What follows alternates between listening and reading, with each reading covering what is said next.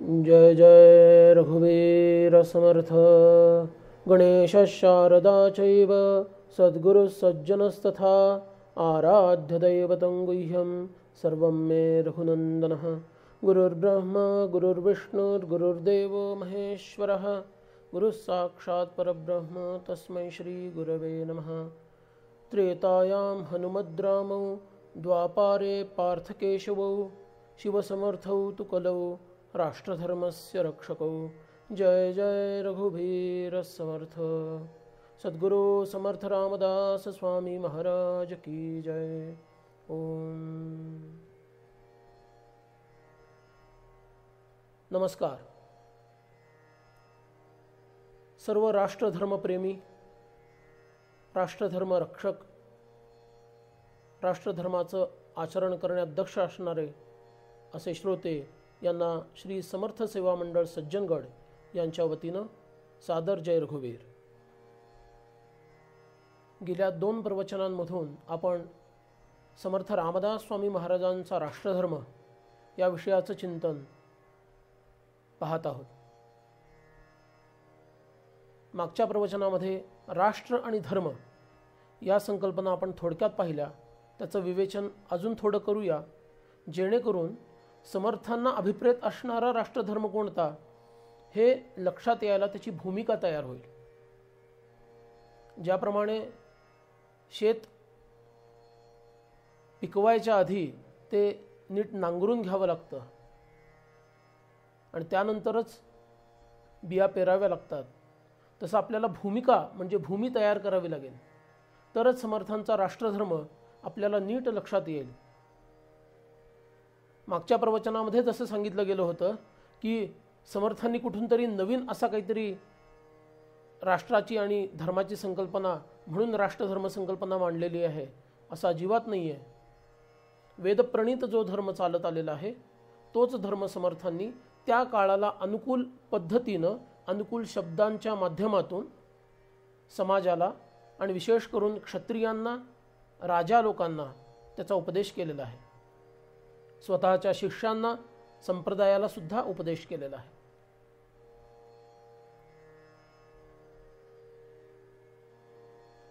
धर्म विश्वस्य जगतः प्रतिष्ठा असं म्हटलेलं आहे। धर्म काय आहे? या जगाचीच प्रतिष्ठा आहे। म्हणजे धर्माचं पालन केलं तर जग नीट चालणार आहे, नाहीतर सगळीकडं अस्ताव्यस्त अवस्था निर्माण होईल। हाच विश्वधर्म आहे। मागच्या प्रवचनामध्ये आपण साध्य धर्म, सिद्ध धर्म याचा विचार केला होता। नानाविध प्रकारचे धर्म सांगितलेले आहेत। स्वधर्म आहे, राजधर्म आहे, राष्ट्रधर्म आहे, गुणधर्म आहे, पुत्रधर्म, पत्नीधर्म, पिताधर्म, पुत्रधर्म, पतिधर्म, अनेक धर्म, कर्तव्यार्थानं पुन्हा पुरुषार्थाच्या अंगानं, धर्मार्थ काम मोक्षाच्या अंगानं सुद्धा धर्म हा शब्द आलेला आहे। पण आपण हा जर धर्म नीट पालन केला तर विश्वाची व्यवस्था नीट चालणार आहे, तोच विश्वधर्म आहे। कदाचित कोणी शंका घेईल की अरे अजून आपण राष्ट्रधर्माचं नीट चिंतन करायला अजून प्रारंभ केलेला नाही आहे आणि एकदम विश्वधर्म मध्येच कुठून आणला।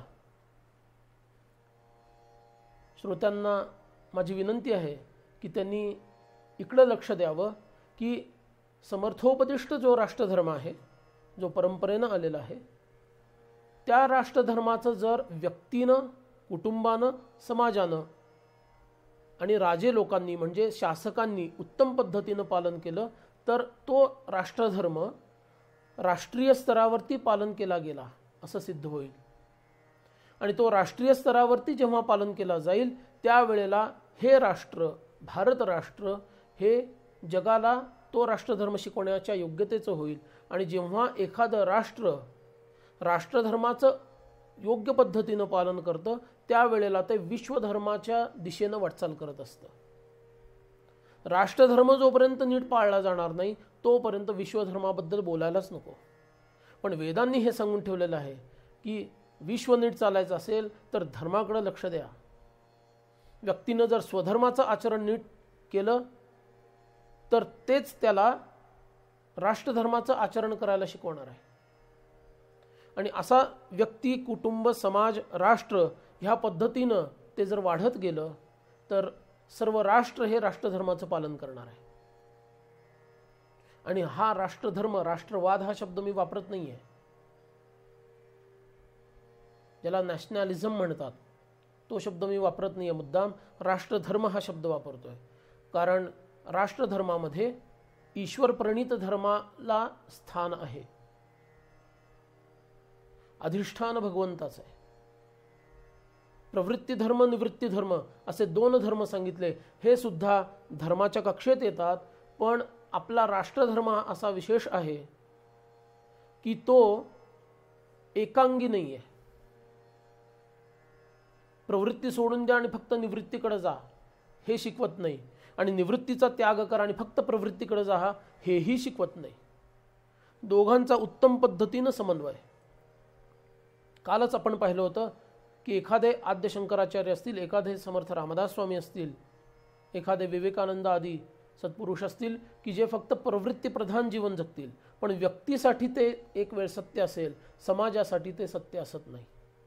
त्यामुळं समाजाचा प्रवृत्ती धर्म हा ही उत्तम असला पाहिजे, तरच तो निवृत्ती धर्माकडे जातो.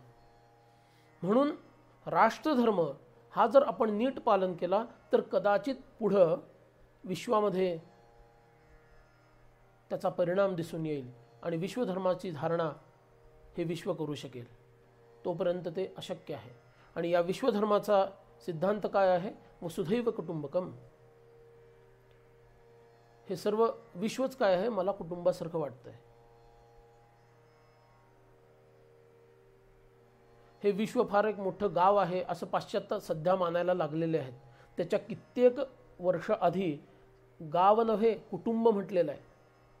हे सगळं जग काय आहे? कुटुंब आहे असं आपल्या पूर्वासुरींनी, मनीषींनी म्हटलेलं आहे. म्हणून आपल्याला ह्या धर्माची प्रतिष्ठा केली पाहिजे, त्याचं आचरण केलं पाहिजे. कारण कौटिल्यानं म्हटलेलं आहे, सुखस्य मूलम धर्मम,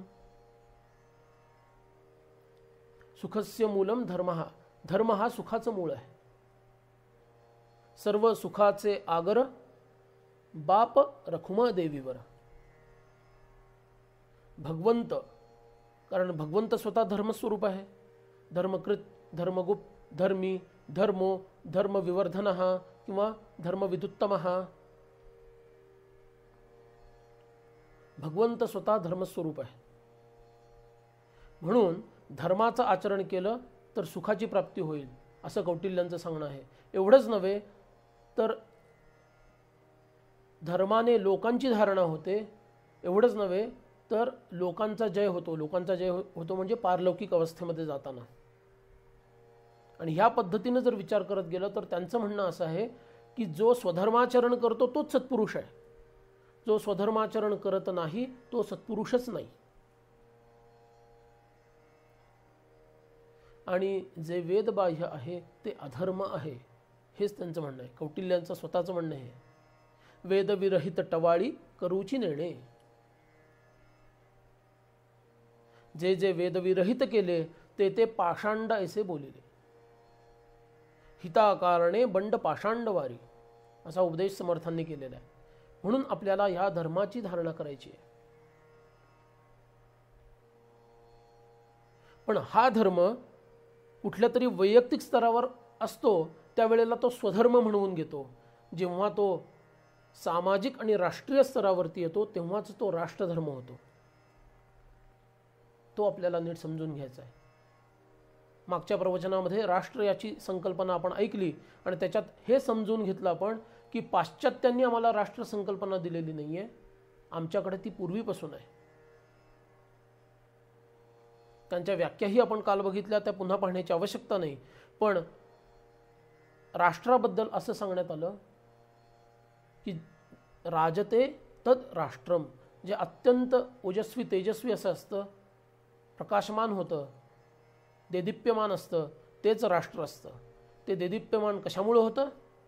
त्याला वेद सांगतात की ऋषीमुनींनी आचरण केलेला धर्म म्हणजे ब्रह्मतेज, आणि राजा आणि सैनिक ह्यांनी आचरलेलं क्षात्रतेज, त्यांच्या आचरणामुळे निर्माण झालेलं क्षात्रतेज, ह्या दोघांचा जेव्हा संगम होतो आणि त्या दोघांच्या संगमातून चांगलं काहीतरी घडण्यासाठी प्रवृत्ती होते, त्यावेळेलाच ते राष्ट्र म्हणून घ्यायला योग्य राहतं. कारण त्याच वेळेला ते चमकतं, ते तेजस्वी बनतं. ब्राह्मतेज, क्षात्रतेज. दुसऱ्या शब्दात बोलायचं झालं तर त्याग, समर्पण आणि आत्यंतिक विवेक एका बाजूला, आणि दुसऱ्या बाजूला अमित पराक्रम आणि सत्ता. पण ह्या दोन्ही गोष्टी ईश्वराधिष्ठित आहेत आणि त्या दोघी जेव्हा एकत्र येतात त्यावेळेलाच राष्ट्र ही संभावना निर्माण होते. आणि वेदांनी हेही आम्हाला शिकवून ठेवलेलं आहे. तिकडं आपलं लक्ष गेलं पाहिजे की ते म्हणतात बराच काळ जर एखादं राष्ट्र हे पारतंत्र्यात राहिलं तर त्याच्यातील राष्ट्रभावना ही नष्ट होते किंवा मलिन होते. त्यामुळं राजांनी हर प्रयत्नांनी क्षत्रियांना एकत्र करावं, पराक्रम करावा आणि पुन्हा स्वराज्य प्राप्त करावं. आमचं दुर्दैव असं भारतीयांचं की जवळपास 800 वर्षांपासून आम्ही पारतंत्र्यात होतो. नंतर ब्रिटिशांनी परत आमच्यावर राज्य केलं. त्यामुळे आमची राष्ट्रभावना अत्यंत मलिन झाली आणि ती हेतुपूर्वक करण्यात सुद्धा आली. आजही काही असे राष्ट्रविरोधी लोक दिसतात समाजामध्ये, वेगळ्या गटांमध्ये ते आहेत की ते आपली राष्ट्रीय भावना मलिन करण्याचा प्रयत्न करतात, म्हणजे ते परंपरा छेदण्याचा प्रयत्न करतात आणि पाश्चात्य पद्धतीची किंवा त्यांचा स्वार्थ पूर्ण करणारी कोणती तरी प्रवृत्ती लोकांमध्ये, समाजामध्ये कशी वाढेल ह्याचा प्रयत्न करतात, जेणेकरून राष्ट्रभावना क्षीण होते. त्यांचा स्वार्थ कदाचित त्यामुळे साधला जात असेल, पण दीर्घकालीन विचार केला तर त्यामुळे राष्ट्राची फार मोठी हानी होते. म्हणून आपण अत्यंत जागरूक राहायला पाहिजे. कारण धर्माची एक व्याख्या दाक्षम अशी सांगितली होती धर्मराज युधिष्ठिरांनी.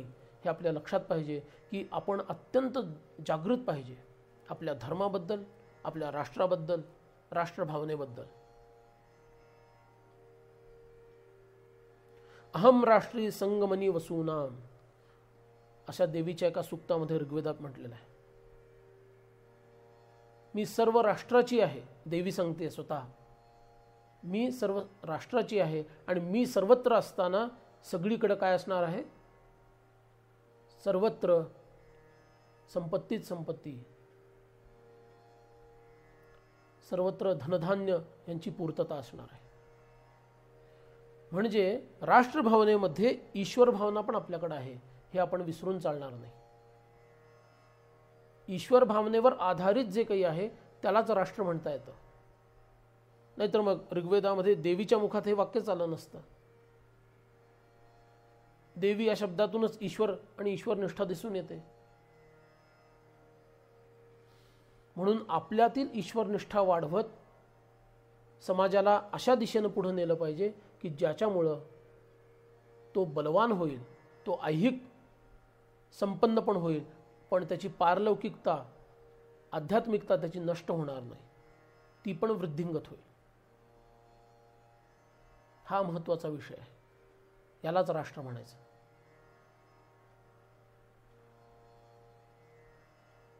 या राष्ट्रभावनेबद्दल रामायणामध्ये खूप छान विचार आलेला आहे.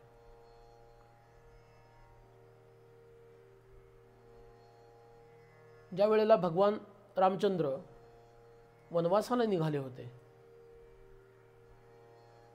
त्यावेळेला लोकांनी विरोध केला आणि ते सुद्धा त्यांच्याबरोबर जायला निघाले. त्यांचं म्हणणं काय? आम्ही रामाबरोबर जाणार, आम्हाला या अयोध्येशी काही कर्तव्य नाही. राम अयोध्येत आहे म्हणून आम्हाला अयोध्येशी कर्तव्य आहे. राम अयोध्येत नसेल तर आम्हाला त्या अयोध्येशी कर्तव्य नाही. तो जिथं कुठं जाईल तिथं आम्ही राहू.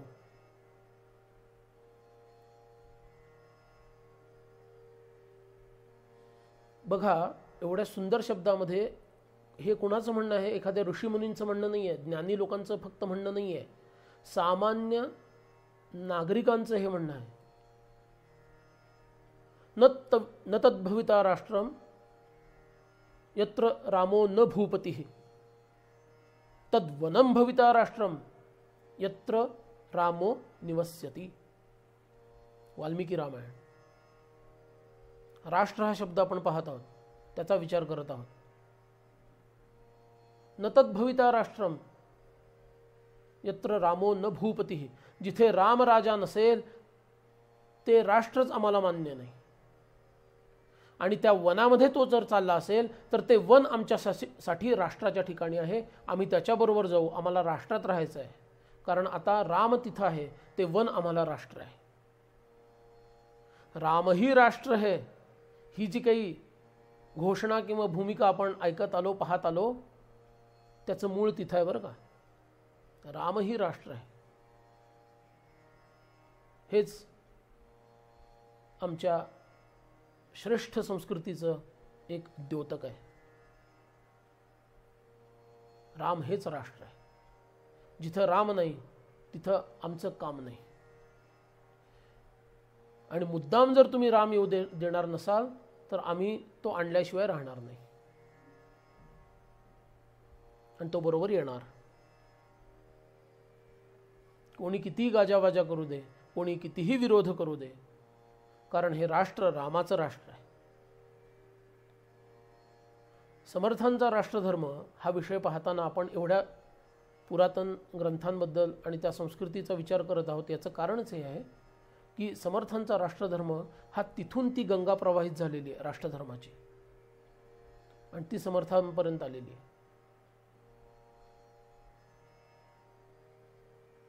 जिथं राम आहे तिथंच राष्ट्र आहे.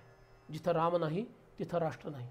म्हणून समर्थांनी सुद्धा राष्ट्रधर्म सांगताना डोळ्यासमोर जे ध्येय ठेवलं होतं ते ध्येय कशाचं होतं? ते ध्येय होतं रामराज्याचं.